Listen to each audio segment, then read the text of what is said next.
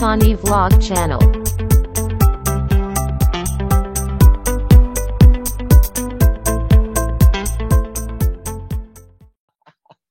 Bapak Ibu yang terkasih, apa keprihatinan Bapak Paus Fransiskus tentang manusia, tentang hidup manusia?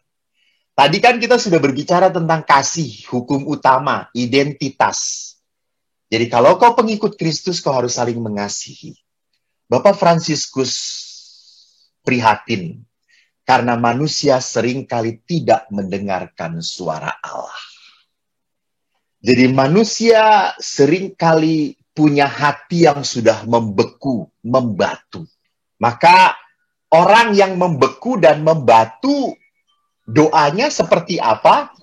Seperti dalam Injil Lukas, ayat 10 sampai 12. Ada dua orang pergi ke bait Allah untuk berdoa.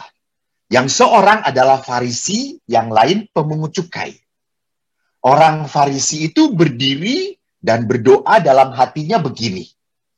Ya Allah, aku mengucap syukur kepadamu karena aku tidak sama seperti semua orang lain.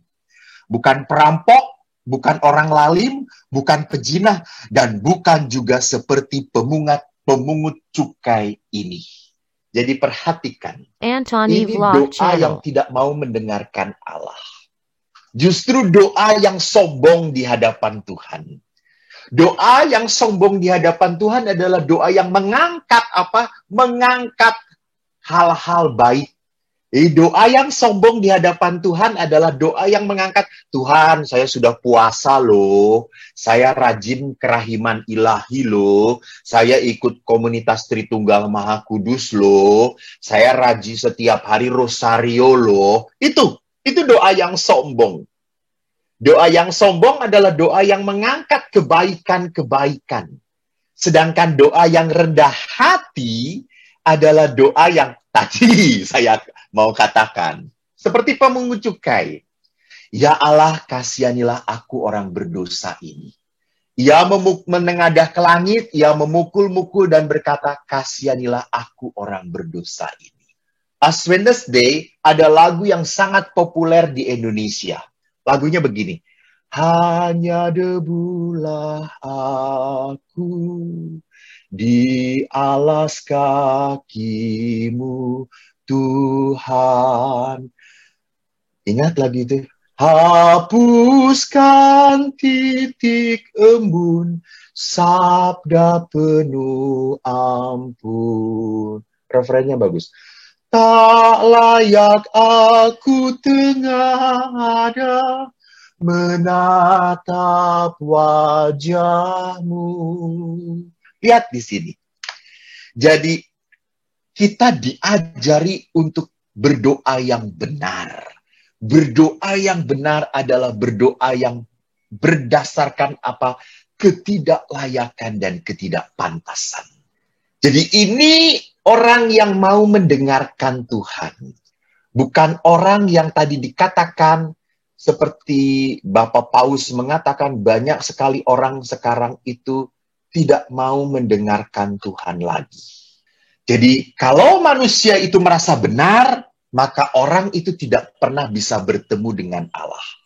Tidak bisa bertemu dengan kerahiman Allah. Bapak Ibu, Anda ingat bahwa tahun 2016 oleh Bapak Fransiskus dinyatakan sebagai tahun kerahiman ilahi. Masih ingat atau tidak?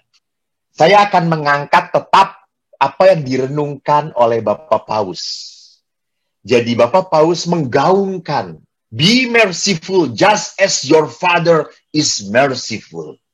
Jadilah manusia yang penuh kerahiman karena Bapamu penuh dengan kerahiman.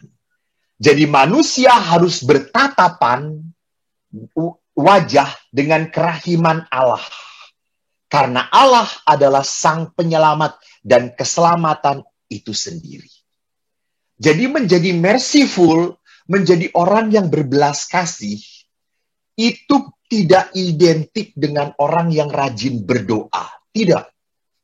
Jadi jangan selalu mengatakan orang yang rajin berdoa, orang yang rajin baca kitab suci itu otomatis akan menjadi orang yang merciful. Tidak.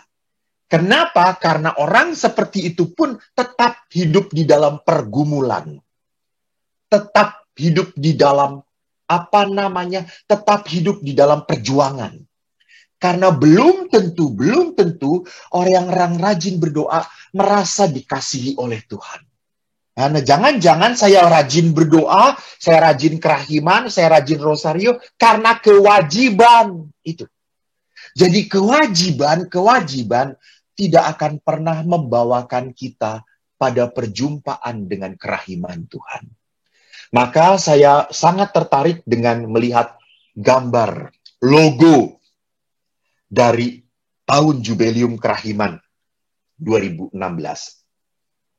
Logonya adalah apa? Matanya 3. Ini gambar Yesus, ini gambar orang yang dipangku oleh Yesus. Kenapa matanya 3? Karena di sini adalah simbol kita melihat dengan mata Kristus, melihat dengan mata kita, dan kita melihat dengan mata Kristus. Jadi menarik, Kristus melihat dengan mata kita, itu berarti apa? Kristus adalah Allah yang manusiawi. Allah yang tahu, Allah yang sadar, Allah yang peduli.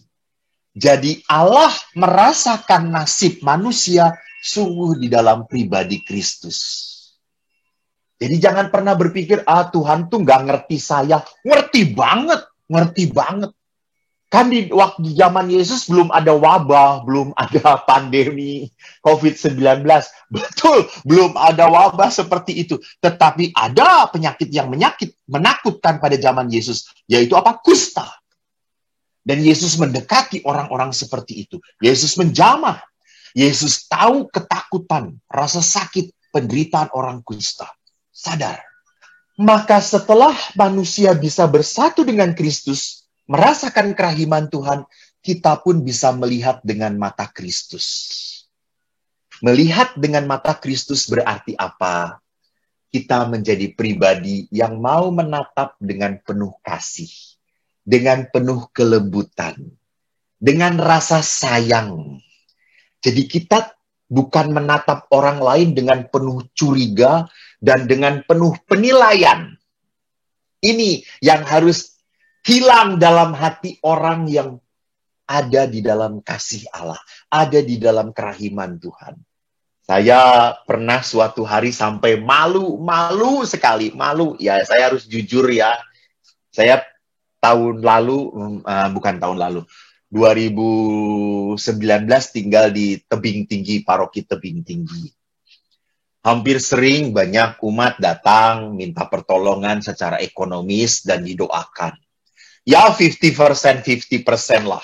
Yang didoakan 50%, yang datang minta pertolongan secara ekonomis 50%. Yang lainnya double. Minta didoakan, juga minta ditolong secara ekonomis. Jadi itu yang 70%-nya. Suatu saat ada seorang bapak. Dari datang pakai motor tua. Saya sudah melihat dari atas. Dia mau ketemu dengan saya. Saya maaf kan saya Romo Eko ini kan bukan Romo yang baik. Romo yang sedang berjuang menjadi baik. Saya pengikut Kristus. Bergumul dengan kelemahan saya. Saya tuh udah langsung berpikir, pasti si bapak ini minta bantuan. Lalu saya datengin langsung dengan tampang yang gak enak itu ya, Pastor Eko. Kan saya juga sering kali keluar kemanusiaannya. Ada apa, Mang? Mang Pastor, boleh bicara sebentar? Boleh. Lalu ngomong panjang lebar. Saya sudah menunggu, kapan si Bapak ini minta tolong? Paling-paling dia kan, Pastor, tolonglah, saya nggak punya uang, pasti begitu. Tiba-tiba setelah panjang lebar ngomong Bapak ini, dia berkata, Pastor, anak saya itu kemarin, saya sudah langsung berpikir, pasti sakit, pasti minta tolong. Anak saya itu kemarin baru naik jabatan, Pastor. Anak saya ini nitip amplop untuk gereja. Apa Pastor bersedia menerimanya? Langsung saya malu. Langsung saya berkata, aduh mohon maaf Amang, terima kasih banyak. Tolong sampaikan kepada anak Amang yang begitu ingat untuk berderma kepada gereja. Saya terima Amang, saya buat tanda terima ini untuk gereja. Dan ini juga nanti disalurkan kepada orang yang membutuhkan. Terima kasih Amang. Amang itu pergi, saya doakan terlebih dahulu dan saya minta maaf kepada Tuhan. Saya malu gitu ya. Kenapa? Karena kita walaupun pengikut Kristus sering kali melihat sesama tidak dengan mata Kristus.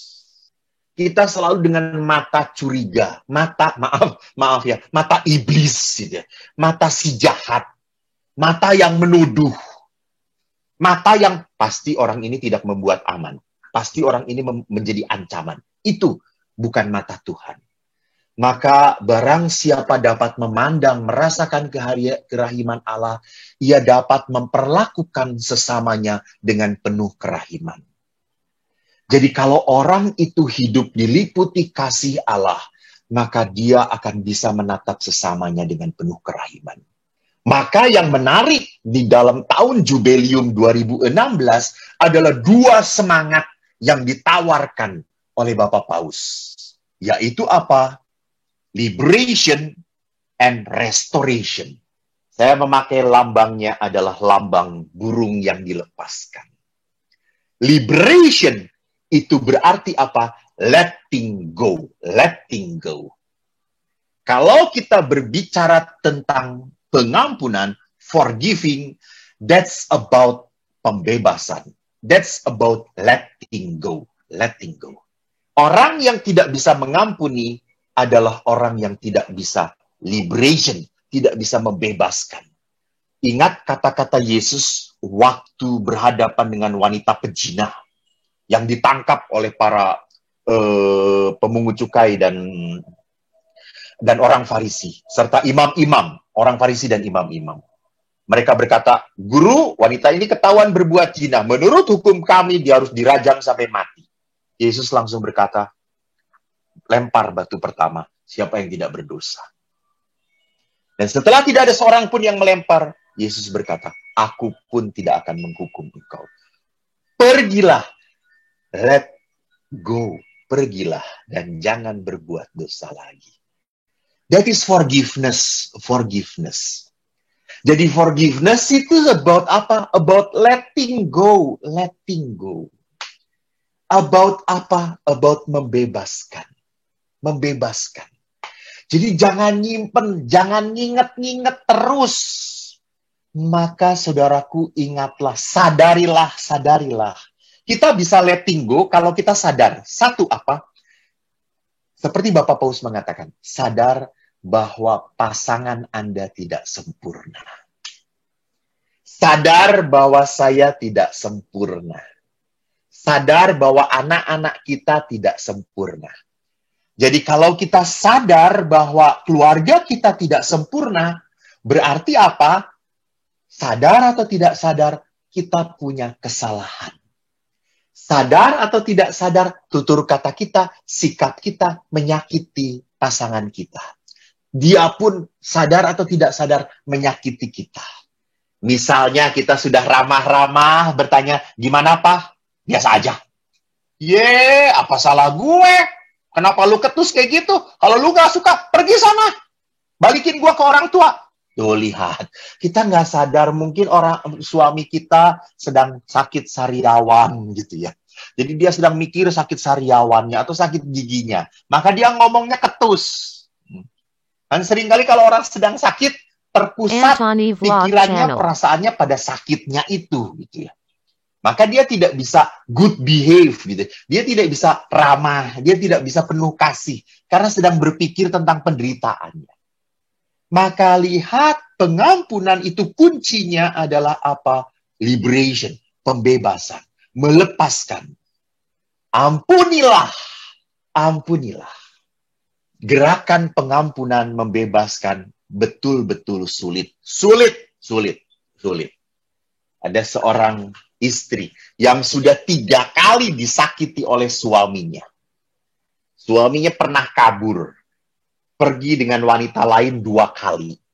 Padahal suaminya tidak terlalu pinter menafkahi keluarganya, tidak terlalu pinter. Dan akhirnya istri ini berjuang untuk mencintai anak-anaknya. Dan istri ini mohon doa, kita berdoa, dan suaminya kembali lagi. Pada saat suami mau kembali, istrinya langsung ngomong, Romo, saya nggak siap. Saya nggak bisa menerima suami saya. Loh, kemarin minta didoakan supaya balik lagi. Setelah balik nggak siap. Gimana, lihat. Dia selalu berkata, saya nggak siap disakiti yang keempat kali. Jadi kalau Anda mau memaafkan, Anda harus siap disakiti kembali. Harus siap. Maka restoration pembaharuan hidup adalah apa? Memang kita harus membaharui kembali hubungan kita. Jadi di dalam hidup perkawinan, memaafkan, letting go, tidak mudah kalau kita tidak bersama Allah. Maka Ibu Teresa mengatakan dengan sungguh indah. Ibu Teresa berkata, ada satu kutipan yang ingin saya katakan. People ask me, what advice I have for a married couple struggling in their relationship? I always answer, pray and forgive. Pray and forgive. Jadi letting go hanya bisa kita lakukan kalau kita melakukan yang kedua. Letting God. Biarkan Tuhan yang memampukan saya untuk memaafkan. Jadi bukan saya yang bisa memaafkan. Bukan. Kuasa Allah yang bisa membuat kita bisa mengampuni. Kalau Allah tidak menjamah Anda tidak akan pernah bisa memaafkan orang yang menyakiti Anda. Bukalah hati Anda untuk jamahan Tuhan. Antoni Vlog Channel.